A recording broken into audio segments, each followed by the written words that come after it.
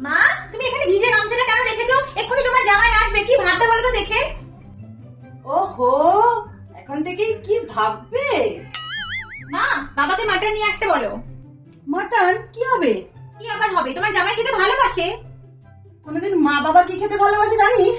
মা, তোমার জামাইকে একটা কভারে করে খামে করে টাকাটা দেবে, হাতে দিলে একটা খারাপ দেখতে লাগে। আচ্ছা, আর কিসে কিসে খারাপ লাগে না? আরে মানা, আরে উঠে ঘরটা পরিষ্কার কর, জামাই আসবে তো।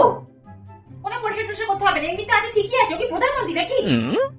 মানা, বলছি তো বাবাকে বলে মাটন আনাবো, জামাই খেতে ভালোবাসে তো।